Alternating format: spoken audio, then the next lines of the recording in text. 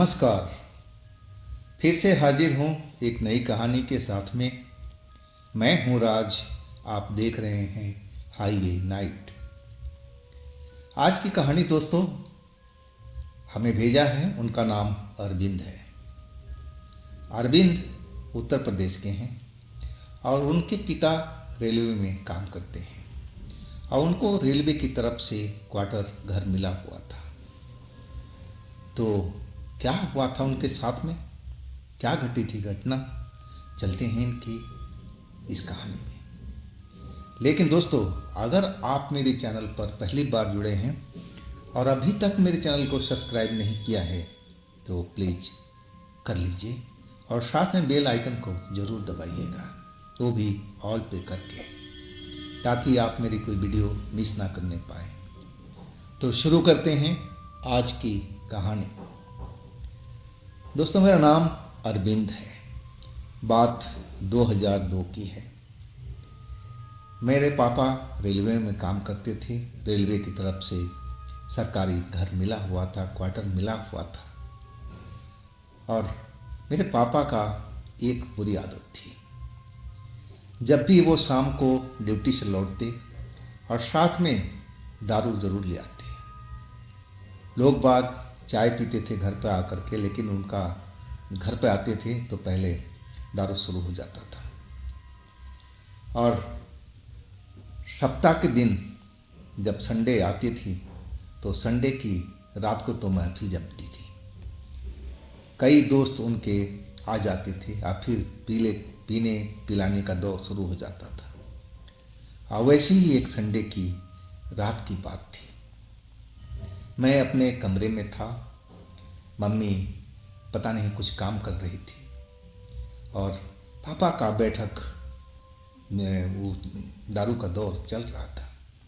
उनके कई दोस्त आए हुए थे, वो भी रेलवे में काम करते थे और महफिल जमी हुई थी। हर संडे की ये बात होती थी। और तभी पिता की आवाज़ सुनाई पड़ी, अरविंद अरविंद कहाँ हो बेटे।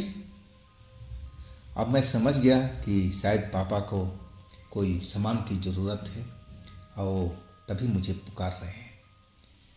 और आखिरकार मैं अपने कमरे से निकला और पापा का कमरे में गया। मैंने देखा वहाँ पर उनके 4 दोस्त बैठे हुए थे और वही चल रहा था, दारू का पैक चल रहा था। मुझे दारू पसंद नहीं थी, उसकी महक भी मुझे बर्दाश्त नहीं होती थी। मैं पापा को तो बोल नहीं सकता था, मैं तो पापा से बहुत डरता था। और तभी पापा बोले, अरविंद बेटा एक काम करते, हम लोग के घर में कोई बाइक नहीं थी, मेरे पास में साइकिल थी। अब मैं मोटरसाइकिल चलाना अच्छी तरह से जानता था। दोस्तों के जो बाइक थी उस पर मैंने अपने हाथ साफ कर लिए थे। और पापा कहने लगे कि बेटा थोड़ा दारू कम पड़ गई है आज, अब तू जा करके ठेके से ले आती, साइकिल ले जा, हथेला ले ले, ये ले रुपये। और तभी उनका एक दोस्त जो बाइक लेकर के आया हुआ था और वो बाइक की चाबी पकड़ा दी और कहने लगा, बेटा बाइक तो चला लेते हो ना, तो बाइक ही ले जाओ, जल्दी चले जाओगे, जल्दी आ जाओगे। अब मैं तो उनका समझ रहा था कि इनको जल्दी से जल्दी दारू चाहिए। अब मुझे तो बाइक मिल गई थी, मुझे तो मज़ा ही आ गया था उस रात को। अब रात के करीब 9 बज रहे थे। अब जो ठेका था वो करीब 5 किलोमीटर की दूरी, 5 या 4 किलोमीटर की दूरी पर था अंदाजन। अब बाइक तो मिल गई थी। अब मैं उस बाइक को लेकर के माँ को बता करके कि मैं जा रहा हूँ ठेके पर। हाँ, मैं फिर बाइक से चल पड़ा था। वहाँ गया तो थोड़ा भीड़ भी थी, कुछ देर तो हमें वहाँ रुकना पड़ा। और फिर मैं दारू का बोतल थैले में डाल करके बाइक पर रख करके और अपने घर के रास्ते पर चल दिया था।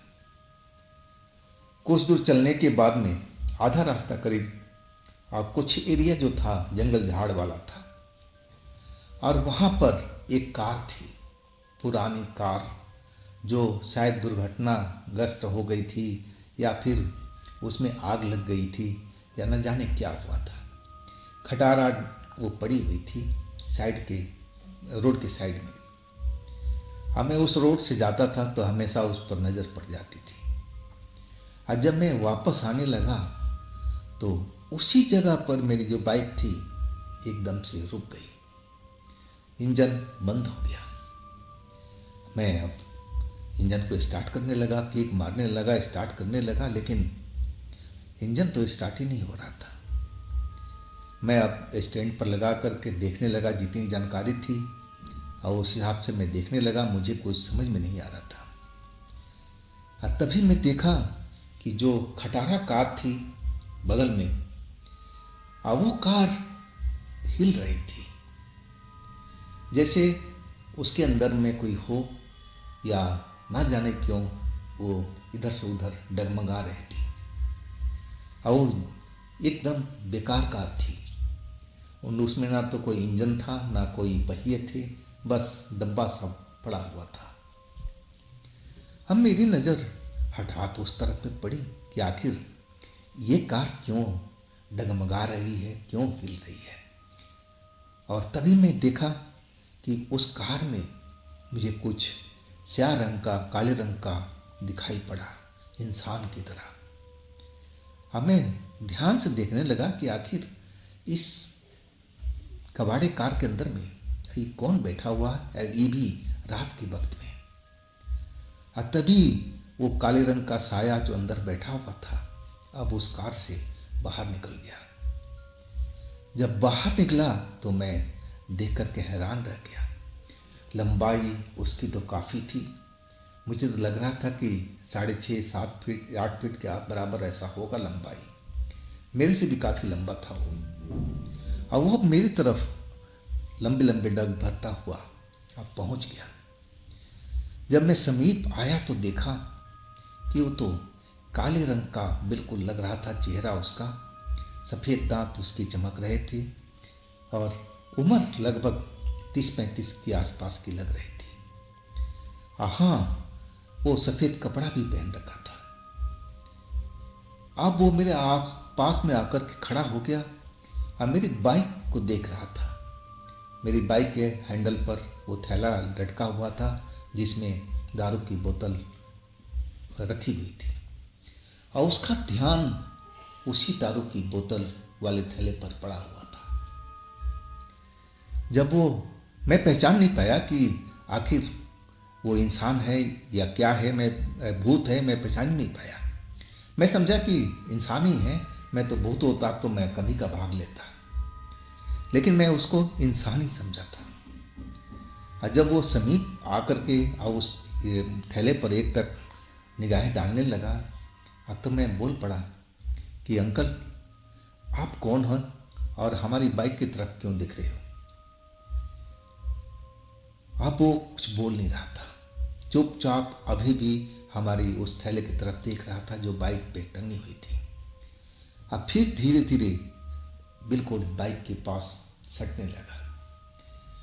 मैं कहने लगा, देखो अंकल, अगर आप बाइक मरम्मत करना जानते हो, कुछ जानकारी है तो मेरी बाइक को स्टार्ट कर दो, है कि मुझे इस बारे में जानकारी नहीं है। मैं सोचा कि उनसे मदद ले लेता हूँ। और वो इंसान तो जैसे मेरी बात को सुन ही नहीं रहा था, बस उस दारू के थैले पर उसकी निगाह जमी हुई थी। और जब तक मैं उससे दोबारा कुछ बोलता तब तक तो वो थैला निकाल चुका था।